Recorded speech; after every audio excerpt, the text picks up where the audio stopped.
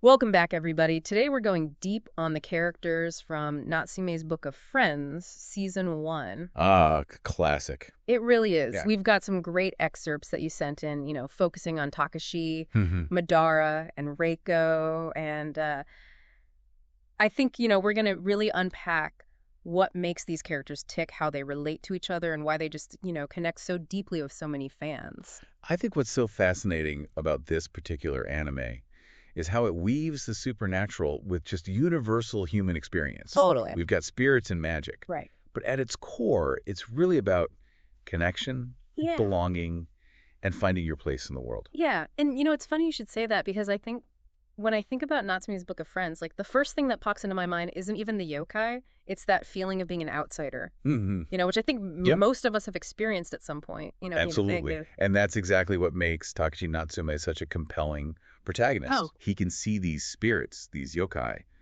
and it's made his life incredibly difficult. it really has. I mean, people think he's weird. He's bounced around between foster homes he doesn't trust easily. Right. Like it's just a recipe for a pretty lonely existence. Absolutely. And it's interesting how the show uses yokai to actually almost represent this feeling of otherness. Oh, interesting. So in Japanese folklore, yokai are often tied to nature, to the unseen forces that kind of shape the world. Right. And so when Takashi interacts with them, it's almost like he's interacting with the very essence of his own isolation.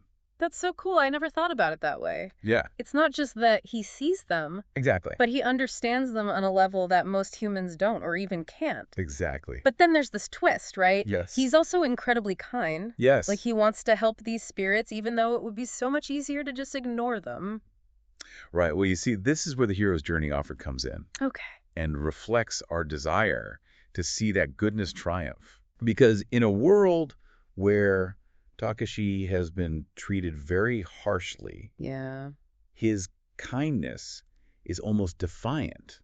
It is. It suggests that compassion can exist even in the face of, adversity, Right. which is something I think we all crave. Oh, I love that. Yeah. It's like despite all the pain that he's experienced, he chooses to hold on to his empathy. Yeah. He chooses to believe in connection, even with these creatures that most people fear. Exactly. Sure. And that's where I think the concept of the Book of Friends becomes so powerful. Okay, yeah. Because this book was created by Reiko Natsume, Takashi's grandmother, Right.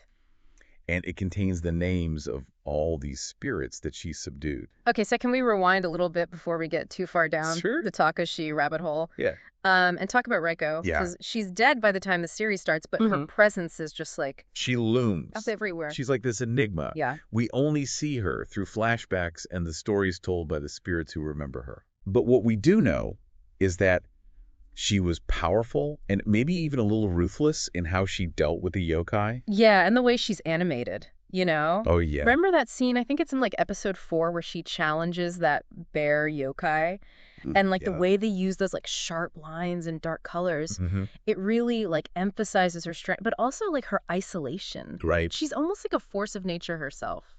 It's fascinating how they visually connect her to the yokai world. It really is. And it sets up this incredible contrast with Takashi, Totally. where Reiko dominated spirits through force. Right. He seeks to understand them, All right.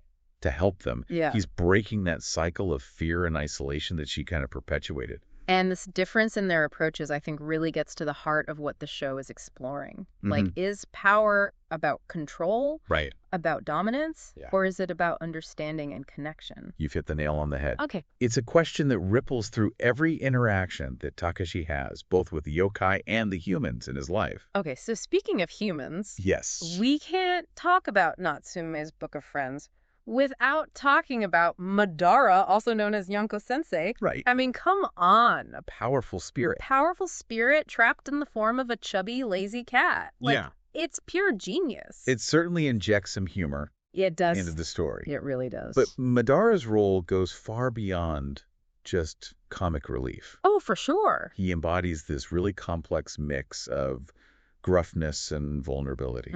Yeah, you're so right. I mean, initially, he's just after the Book of Friends. Like, Yeah. he wants that power for himself. It's a classic trope. Yeah. the gruff protector, Oh, or the total. hidden soft spot. You would hate that description, He would. but it's true. It is. Remember that scene in, I think it's episode 3, Okay. where Madara's watching Takashi from the rooftop? Like Hmm. the way they use the shadows and the silence in that scene, Yeah. it just speaks volumes about his hidden feelings. It does. Like he cares about Takashi, even if he'd never admit it out loud. And this connection between them, Yeah. it slowly starts to chip away at Madara's cynicism. Yes. You remember that line? He says, Which one? humans are such fragile creatures, so quick to make promises they can't keep. Oh, yeah. And he says it with such disdain, but you can hear the hurt underneath. Oh, totally. It's like he's speaking from experience, Yeah. from a place of deep disappointment. That's such a good point. He's been hurt before, Right. probably by humans, Yeah. which makes his growing attachment to Takashi even more powerful. It's like he's rediscovering the possibility of connection, Yeah. the potential for kindness Yeah, through his relationship with Takashi. totally.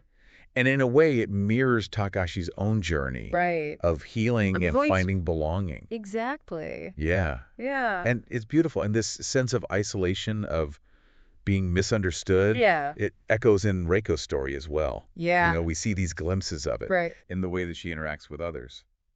You know, always keeping them at arm's length. Yeah. It makes you wonder if her obsession with collecting names in the Book of Friends was almost like her way of trying to control the one thing that seemed to understand her, Yeah. the yokai. That's a very interesting perspective. Yeah. It's as if she was seeking a sense of belonging. Right. Not amongst humans, but amongst these powerful beings that reflected her own kind of inner turmoil. It's true, and it makes the contrast with Takashi even more poignant. Yes. He's not trying to control the yokai, he's trying to connect with them. Right. And in doing so, he's not only healing himself. They represent something that I think Takashi has been craving his whole life. Totally. A sense of belonging. Yeah. A place where he can truly be himself without fear of judgment. And the way they accept him, like quirks and all, it's just so heartwarming. It is. It makes me think about how powerful, like, simple acts of kindness can be. Right. You know, they create this safe haven for him, Mm-hmm. which is such a stark contrast to the neglect and misunderstanding that he faced in previous homes. Remember that scene Oh, yeah. where Tuko tells Takashi, you don't have to force yourself to smile if you don't feel like it. Just be yourself. Oh, it's such a good line. It perfectly captures their accepting and nurturing nature. It really does. And it's the kind of unconditional love that allows someone to heal and grow. It's like they intuitively understand that he needs space to process his past, Yes. his connection to the spirit world, and they just give him that space Absolutely. with that question. Yes. Which for someone like Takashi, who's always been treated as different, must be incredibly liberating. Absolutely. And it's this foundation of trust and acceptance that allows Takashi to open up, Mm-hmm. to start forming genuine connections with others. Yes. It's no coincidence that his relationship with Madara also begins to shift during his time with the Fujiwaras. That's so true.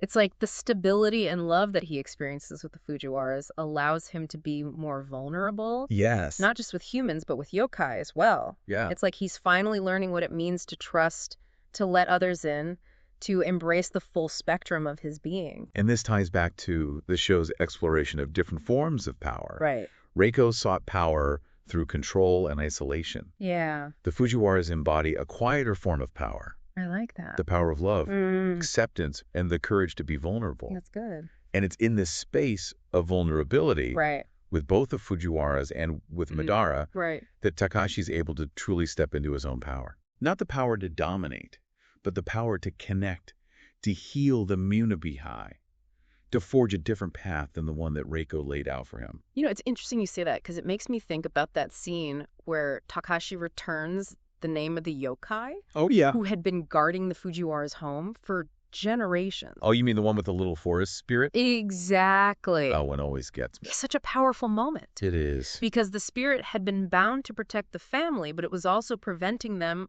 from really connecting Oh, interesting. with the natural world around them. Right. So by releasing the spirit, Takashi isn't just helping the yokai, he's also allowing the Fujiwaras to experience a deeper level of connection with their environment. It's like a metaphor for what he's doing the whole time. Exactly. He's breaking down these barriers, not just between himself and the yokai, but like between humans and the spirit world as a whole.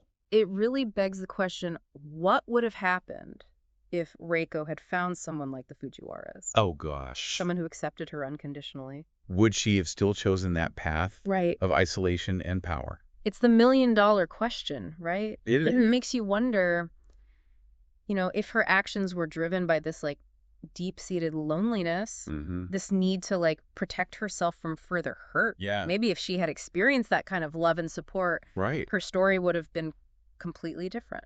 It's a testament to the show's nuanced storytelling that even characters who aren't physically present can still have such a profound impact Yeah, they really do. on the narrative. So I think as we kind of wrap up this deep dive, Okay. it's important to remember that despite being about spirits and magic, Right. Natsume's Book of Friends ultimately taps into these like universal human experiences, Absolutely. like loneliness, belonging, the search for connection. Mm. Like these are themes that I think we all grapple with at some point in our lives. And the beauty of the show lies in how it explores these themes Right. through this lens of the supernatural. It invites us to step into a world where those boundaries between the human and the spirit world are blurred. Yeah, it's a world that encourages us to look beyond the surface, to embrace the unseen, and to find beauty and connection Yeah. in these most unexpected places, just like Takashi does. And maybe it inspires us to be a little kinder, Oh, I love that. a little more understanding, Yeah. a little more open to the magic that exists all around us. Well, folks, that brings us to the end of our deep dive into the characters of Natsume's Book of Friends, Season 1. Ah, I hope you've enjoyed this journey with us. I know I have. But this is just the beginning of Takashi's adventure. It is. There are many more spirits to encounter, more relationships to forge, and more lessons to be learned Oh, yeah. about the power of empathy and connection. I love that. And as you continue to explore the world of Natsume's Book of Friends, keep that thought-provoking question in mind. What's that? Could Reiko's story have been different? Could she have found a different path? Food for thought as you dive into the next chapter of this beautiful and insightful series.